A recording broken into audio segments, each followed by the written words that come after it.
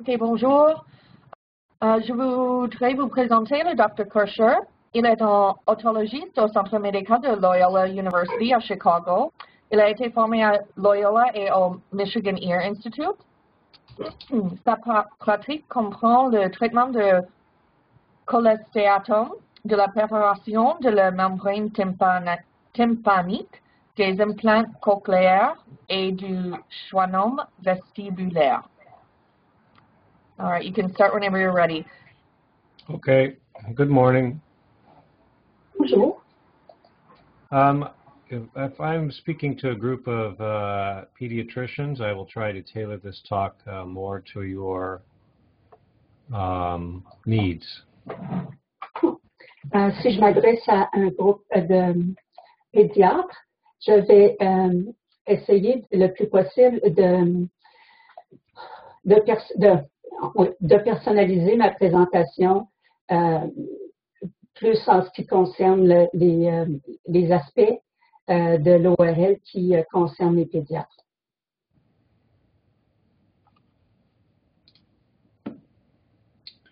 So we're going to talk about common ear problems that you may encounter, including cerumen impaction, otalgia or ear pain, hearing loss, ear infection, tinnitus, and dizziness. Alors, les sujets qu'on va aborder aujourd'hui, ce sont les maux d'oreille les plus communs, comme par exemple les bouchons de cérumen, l'otalgie, la perte auditive, l'otite moyenne, les acouphènes et le vertige.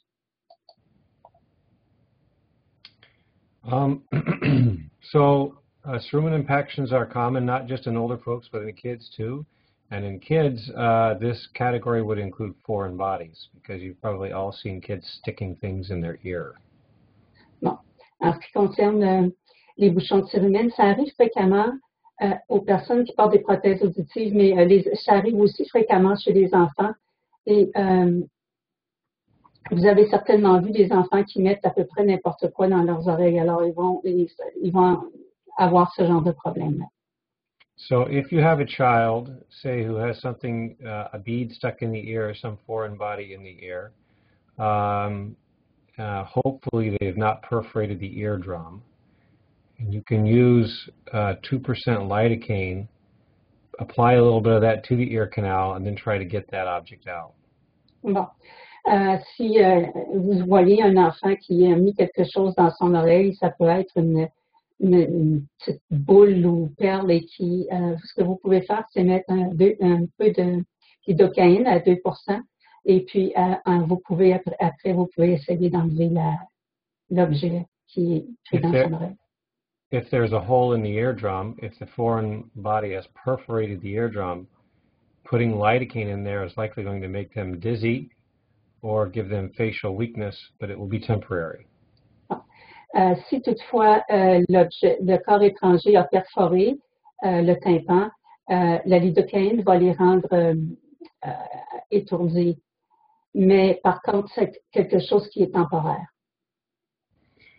This slide just demonstrates that we do not recommend using Q-tips. Bon, alors ce que vous voyez ici dans la diapositive, ça supporte ce qu'on vous dit toujours de ne jamais utiliser de coton-tige dans les oreilles.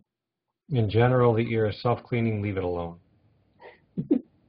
En général, l'oreille se nettoie elle-même naturellement et on préfère la laisser faire son travail elle-même. Okay. Ear pain is very commonly encountered in a pediatric population. It's almost always going to be otitis media. Bon, chez les enfants, on rencontre souvent la douleur à l'oreille et la plupart du temps, il s'agit d'une otite moyenne. But there are obviously different causes for ear pain. You can have bacterial, viral, or fungal, infectious etiologies. Bon, alors il y a dans les cas d'otalgie, il y a des causes diverses qui peuvent être virales, fongiques, bactériennes ou non infectieuses. I'd say one of the most common complaints that we get is fungal otitis externa. Bon, la plupart du temps, je vous dirais que ce qu'on rencontre le plus couramment, c'est une otite externe fongique. This is more of an indolent, slow, chronic sore ear that appears to be full of wax, but it's not actually wax, it's fungal debris. Bon. Ça a l'apparence, c'est une douleur qui est assez de longue durée et ça donne l'impression que l'oreille est pleine de cérumen, mais ce n'est pas le cas, ce sont des débris fongiques. Bacterial otitis externa is very painful, and obviously that would be an antibiotic drop. But the fungal otitis externa does not tend to be as painful. Bon.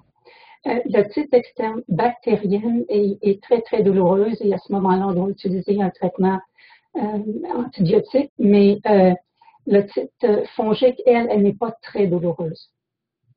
So very commonly, this would be an example of, do you see my cursor? Is it on the screen? No.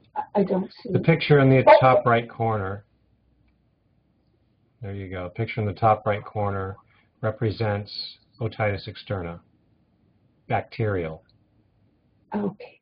Alors, sur la diapositive du haut à droite, c'est une otite bactérienne, une otite externe bactérienne. So this is an acute ear pain indicated to treat with drops for 1 to 2 weeks.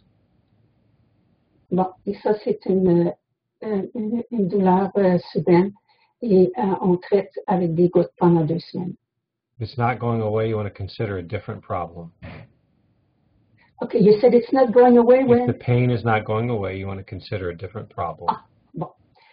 Si la douleur ne disparaît pas, à ce moment-là, il faut penser à un autre problème. If a patient is over-treated with an antibiotic ear drop, they develop a yeast infection in their ear canal or a fungal infection in their ear canal. Bon, si un patient est traité avec des gouttes antibiotiques pendant très longtemps, il va finir par développer une otite fongique. So I'd only treat with an antibiotic ear drop in the ear for a week or 2 and reassess. Alors, pour éviter ça, je traite avec des gouttes antibiotiques pendant 1 semaine ou 2 et ensuite, je vais réévaluer. Okay. Now, other things can cause ear problem. The bottom right corner is a picture of a tumor in the ear canal. Bon. Il y a d'autres causes aux otites, aux douleurs à l'oreille. Et si vous regardez la diapositive en bas à droite, ça, c'est une tumeur. Let's talk about complicated bacterial otitis externa. Bon, alors passons à l'otite externe bactérienne qui est un peu compliquée. So this is when the bacteria is in the ear canal, typically in a diabetic patient who's poorly controlled, and the disease invades the deeper tissue.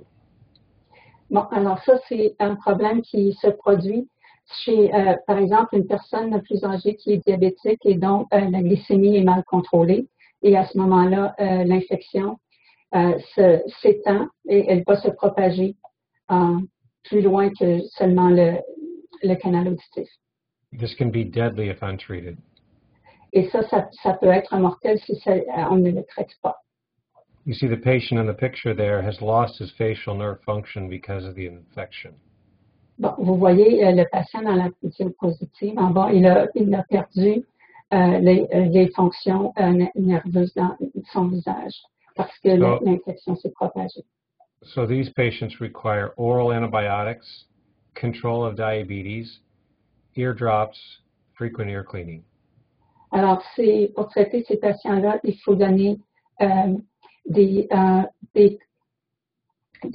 gouttes antibiotiques dans l'oreille, un antibiotique systémique et aussi il faut nettoyer les oreilles fréquemment. Some patients you will see will complain of ear pain and there'll be no apparent infection. Parfois, vous allez voir des patients qui se plaignent d'avoir mal à l'oreille, mais vous ne pouvez pas voir d'infection. Those patients have one of these diagnoses typically. OK. Alors, dans ces cas-là, les patients ont une un des problèmes suivants.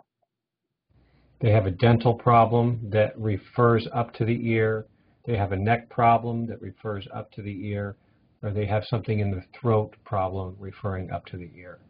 Bon, alors, il peut s'agir d'un problème dentaire qui va irradier vers l'oreille, un problème avec le trijumeau qui va aussi irradier vers l'oreille, un problème dans le cou ou bien un petit mordu dans le pharynx. Let's talk about hearing loss real quick. Bon, alors, on va parler brièvement de la perte auditive. We have lots of different reasons for hearing loss. In the pediatric population, otitis media or middle ear infection is most common. Bon, alors, souvent, c'est l'otite moyenne qui est en cause, c'est très commun. There could also be holes in the tympanic membrane perforation or a hole in the eardrum. Bon, alors, il peut y avoir une perforation du tympan. Presbycusis means old ear. Bon, la presbyacousie, ça veut dire une oreille vieille. We all get one. Tout le monde va en avoir une. The eustachian tube, the picture on the bottom left demonstrates an infant's eustachian tube and an adult eustachian tube. Bon, alors, en ce qui concerne le trompe d'Eustache, on voit dans la photo en bas la différence. On voit l'illustration de la trompe d'Eustache chez l'enfant et chez l'adulte. And the infant has a immature, more horizontal pitch eustachian tube. Bon, alors chez l'enfant, la courbe ou la pente est immature et elle est plus horizontale que chez l'adulte. It does not aerate the ear as well, and it regurgitates fluid back into the ear. Bon, alors ça ne draine pas aussi bien et ça va régurgiter du fluide vers l'oreille. Because of these reasons, otitis media is very common in pediatric patients. C'est la raison pour laquelle l'otite moyenne est très fréquente chez les enfants. So, eustachian tube dysfunction leads to otitis media. Bon, et le mauvais fonctionnement de la trompe d'Eustache va apporter des problèmes avec les oreilles.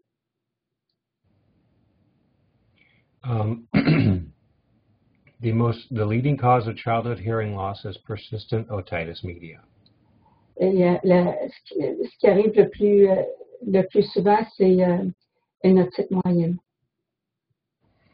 Some children born with craniofacial anomalies are more predisposed. Certains enfants qui sont nés avec des anomalies crâniennes sont davantage prédisposés à l'otite moyenne.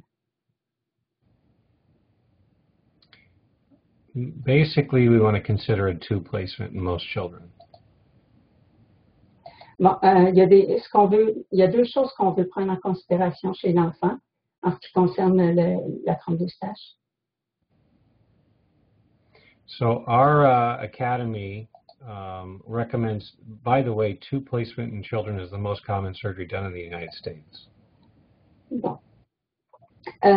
Aux États-Unis, la chirurgie la plus commune, c'est celle chez les enfants, c'est celle de la trompe d'Eustache. And the academy, our ENT academy recommends tube placement if the effusion lasts more than 3 months, if the fluid lasts more than 3 months. L'Académie d'ORL aux États-Unis recommande le placement de tubes chez les enfants si l'infection dure plus de 2 mois. If there are documented hearing difficulties. Si ils ont des difficultés auditives qui sont documentées. No tube if there's a single episode of infection lasting less than 3 months. Et on ne recommande pas de mettre des tubes si il y a seulement une infection qui s'est produite, ça a duré moins de 3 mois. And the advantage with the tube is that you can treat with topical antibiotics and not have to take oral systemic antibiotics. Bon, l'avantage de l'insertion de tube, c'est que vous pouvez à ce moment-là traiter l'infection avec des antibiotiques topiques au lieu d'antibiotiques systémiques. The drops are much more effective. Et aussi, les gouttes sont beaucoup plus efficaces. Now you can see these tubes are very small and they come out, they fall out. Bon, comme vous pouvez voir dans la diapositive, les tubes sont très très petits et ils tombent par eux-mêmes. And they're a temporary pressure equalization tube. Ce sont des tubes qui servent à égaliser la pression de manière temporaire. The pressure is equalized and the fluid no longer recurs underneath the eardrum. Comme la pression est égalisée, le liquide ne se retrouve plus derrière le tympan.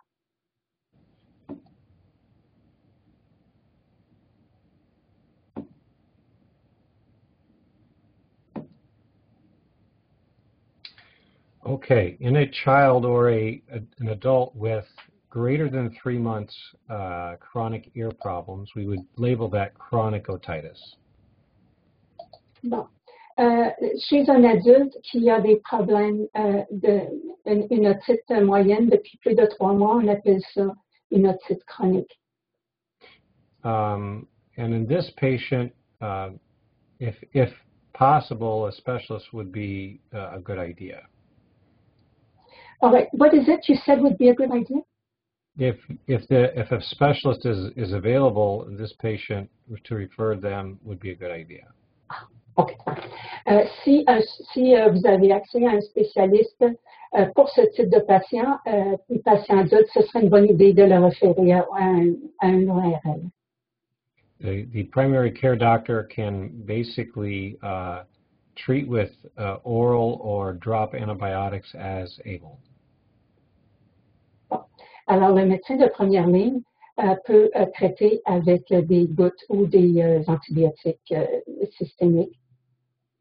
If the patient has a large hole in the eardrum, the drops may be painful. Toutefois, si il y a une perforation qui est assez grosse dans le tympan, les gouttes vont lui faire mal. If the ear has a foul smell to it, it usually means there's trapped skin, something called cholesteatoma. Si il y a une mauvaise odeur qui se dégage de l'oreille, ça veut dire qu'il y a de la peau qui est des débris qui sont emprisonnés là, et ça, on appelle ça un cholestéatome. And this will typically have the smell of a sweaty gym sock because it's full of dead skin.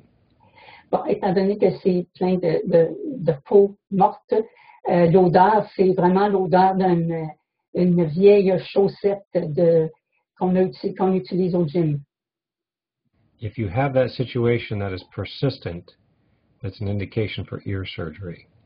Bon. Alors, si vous rencontrez cette situation et que ça persiste, ça veut dire qu'il faut avoir recours à la chirurgie. These are just some pictures of cholesteatomas. It's the skin of the eardrum burrowing under the bony ledge. Bon. Alors, on peut voir ici un cholestéatome et ce qu'on voit, c'est qu'il y a la peau qui sort, qui dépasse le tympan. These are some cartoons of that process. Bon, alors, vous voyez des images qui illustrent le processus. If you have a complicated ear situation, you can get mastoiditis. Bon, alors si vous avez ce problème-là de cholestéatome et que ça persiste, vous allez avoir affaire à des complications. Et on voit ici la bosse derrière l'oreille. This is pus trapped under the skin here. Et ça, et la bosse qu'on voit derrière l'oreille, c'est du pus qui est emprisonné sous la peau. And this is infection tracking into the brain. Et cette infection-là se propage dans le cerveau. Both situations where cholesteatoma was not identified. Dans les deux cas, les deux illustrations, le cholestéatome n'avait pas été identifié. This is rare, though. Most ear problems will not progress to this, but chronic persistent ear problems can. Bon, c'est une situation qui est très, très rare, mais ça peut arriver. Very commonly, you'll see tympanic membrane perforations from infection or maybe trauma. Bon, une chose qui est très, très commune, c'est la perforation de la membrane tympanique. Ça peut être dû à l'infection ou dû à un traumatisme. The majority of eardrums that are perforated will heal on their own. La plupart du temps, les perforations tympaniques vont guérir toutes seules. I would tell you to practice looking at normal eardrums on each other so that you then understand what is abnormal in your patients. Bon, je vous conseille de regarder des oreilles saines en examinant les oreilles les uns des autres pour avoir une idée claire de ce qui est une oreille saine. Comme ça va être plus facile pour vous d'identifier une oreille qui est malade. So most of the time with a perforation in the eardrum, you will just tell them to keep water out of the ear, see them back in a few months, and it will be healed. Alors, dans la plupart des cas, ce que vous faites, c'est que vous dites au patient de faire bien attention qu'il n'y ait pas d'eau qui entre dans son oreille. Et quelques mois plus tard, vous allez revoir le patient et la perforation sera guérie, sera fermée. This is otosclerosis, a type of hearing loss not commonly seen in pediatric patients. OK. Alors, ici, on appelle ça l'ostéosclérose. C'est quelque chose qui n'est pas, quelque chose qui provoque la perte auditive, mais ce n'est pas très, très commun. But a different version of this can be seen in pediatric patients. Cependant, il peut y avoir une variante de ce problème-là qu'on peut voir chez les patients pédiatriques. They're either born with a fixed third hearing bone or they're born with abnormal hearing bones. Bon, alors, ça peut être parce qu'ils sont nés avec un osselet fixe ou bien des osselets qui sont anormaux. This gets into the detail of that surgery. We don't need to talk about that. Bon, alors, on passe sur les détails chirurgicaux. I would just say that to understand that for your own education, the most common cause of progressive conductive hearing loss in adults is otosclerosis, which is a fixation of the third hearing bone. Bon. Alors, juste pour information pour vous, je veux que vous sachiez que la plupart du temps, la cause principale de perte auditive chez les adultes, c'est l'ostéosclérose. C'est une fixation d'un des osselets. If you have a young pregnant woman whose hearing declines rather rapidly in both ears, many times it's otosclerosis. Bon, si vous voyez une jeune femme qui est enceinte et que son audition décline, la plupart du temps, c'est aussi dû à l'ostéosclérose. In women who have this condition, pregnancy tends to accelerate it.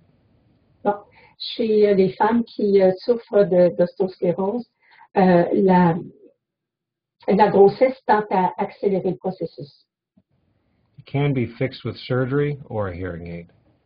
Bon, on peut régler le problème soit par la chirurgie, soit avec une prothèse auditive.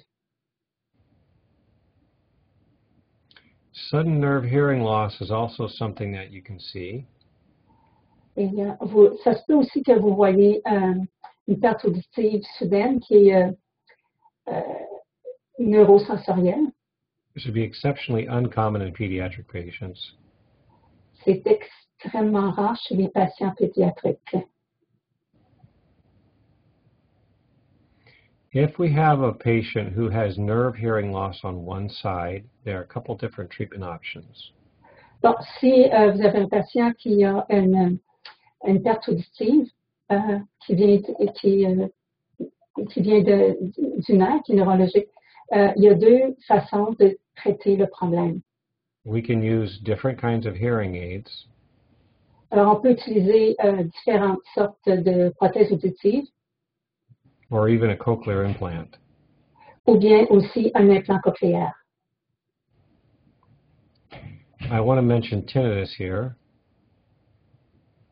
Bon, passons aux acouphènes. Which is the perception of sound without an external source. Bon, c'est la perception de son sans qu'il y ait une source externe. Subjective tinnitus is not audible to the observer. Bon, alors, l'acouphène subjectif, on ne peut pas l'entendre. It's very common. Virtually all of us will experience it. Ça, c'est très, très commun et à peu près tout le monde va ressentir ça à un moment ou à un autre.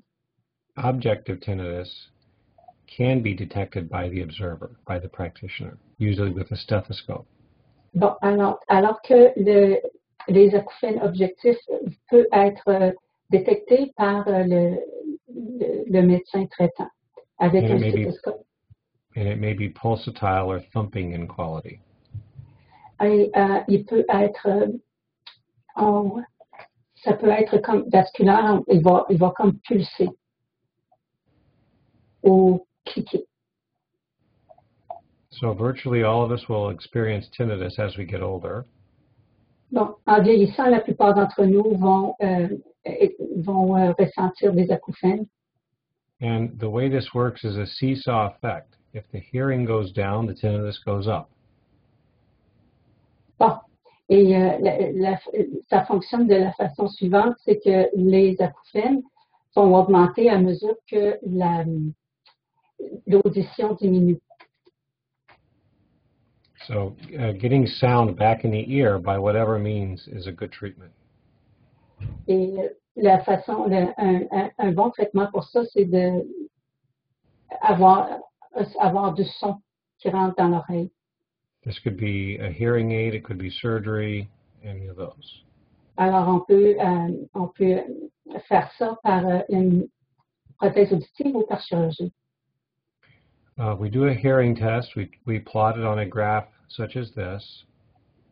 Alors, on va faire un test auditif qui va être illustré par un graphique comme celui qui était illustré.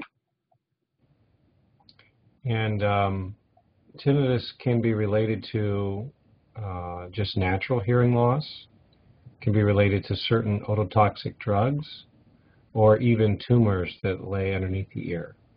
Bon. Alors, les acouphènes subjectifs peuvent être reliés à la perte auditive, à des médicaments ototoxiques, ou peut être aussi une tumeur rétrocochléaire. Caffeine makes tinnitus much worse. La caféine empire les acouphènes. I don't want to talk about these. These are a little bit more novel. Alors, on va passer sur ce sujet-là. So some of the basic treatments for most tinnitus is benign. Most tinnitus is from age-related hearing loss. Bon, la plupart du temps, les acouphènes sont bénins et sont causés par la perte auditive due au vieillissement. But if there are things we identify that are making it worse, we try to remove them. Toutefois, si on identifie des choses qui rendent qui empirent la situation, on essaie tout simplement de les enlever. Okay, I want to talk about vertigo for a second. I want to ask the group, what is the most common diagnosis for a child complaining of vertigo? Bon, alors on va parler du vertige. J'aimerais demander au groupe, c'est quoi la cause la plus fréquente de vertige chez les enfants?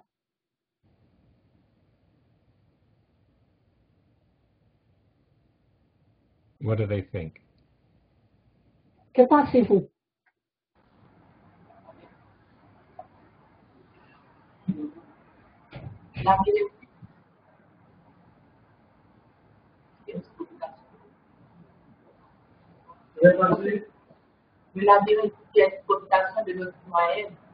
Oh, labyrinthitis? Labyrinthitis? Well, labyrinthitis is possible, but it's relatively rare.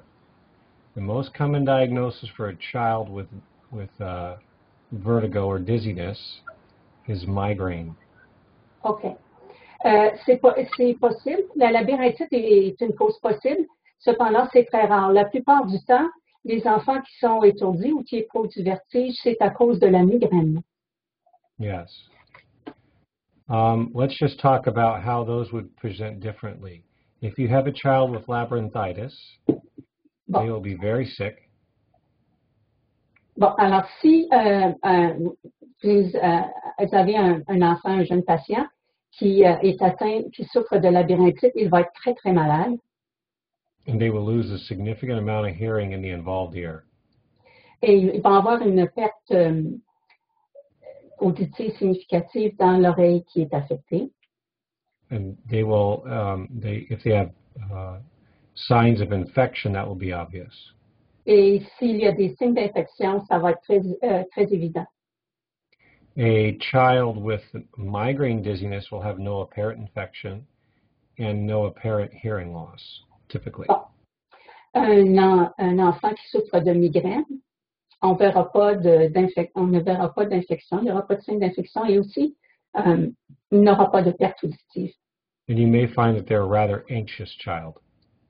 Et vous remarquerez qu'ils sont probablement des enfants plutôt anxieux.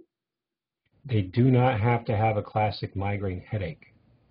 Et ce n'est pas nécessaire qu'ils aient une migraine typique. I would try to treat them with some migraine-specific medications or a migraine-friendly diet. Bon, alors je recommande dans ces cas-là de les traiter avec des médicaments qui sont spécifiquement conçus pour traiter les migraines ou bien une alimentation qui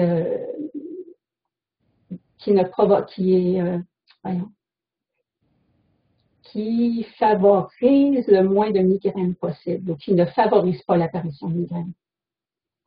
So if you have a patient with labyrinthitis, they will have days to weeks of very severe vertigo. Bon, si votre jeune patient souffre de labyrinthite, il va avoir des jours et des jours où il va être étourdi et souffrir de vertige. The same goes with vestibular neuritis. The same goes with? Vestibular neuritis. Ah, OK. Et c'est la même chose en ce qui concerne neuritis. Bon, l'interprète est désolée, elle ne connaît pas, elle a oublié le mot pour neuritis, mais il parle de vestibulaire. The difference between labyrinthitis and vestibular neuritis is labyrinthitis has hearing loss, vestibular neuritis does not. Bon, alors, labyrinthite, avec la labyrinthite, on remarque une perte auditive, alors qu'avec la neurite vestibulaire, il n'y a pas de perte auditive. So both have days to weeks of bad vertigo, only labyrinthitis has hearing loss. Alors, dans les deux cas, OK, alors on parle de névrite vestibulaire. Bon, dans le cas de névrite vestibulaire et dans le cas de labyrinthite, dans les deux cas, il y a plusieurs jours où le patient souffre de vertige. Cependant, la perte auditive, elle se présente seulement dans le cas de la labyrinthite, pas dans la névrite. Those should be self-limited one time. OK, so both should be self-limited? Yes. OK, bon. Dans les deux cas, ça devrait se présenter une fois. Migraine is recurrent. Dans le cas de la migraine, elle revient périodiquement. And it may only be there for a couple of hours or a day and then go away and then come back several weeks later.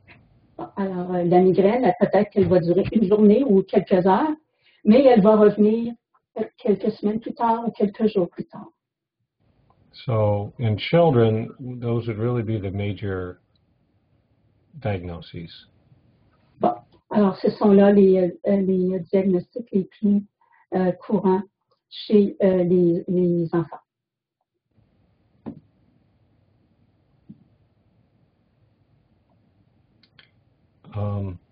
Now, benign positional vertigo is much more common in adults. Paroxysmal, OK. Alors, en ce qui concerne le vertige bénin chez les adultes, c'est beaucoup plus courant chez les adultes.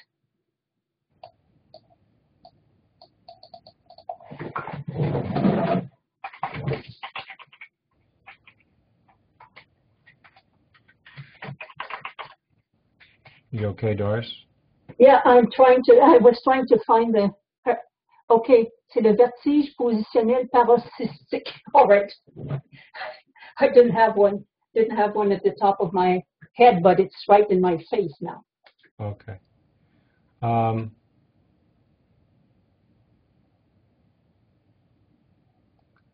That's really all I want to say. What questions do they have? What does the group want to know? What can I answer for them?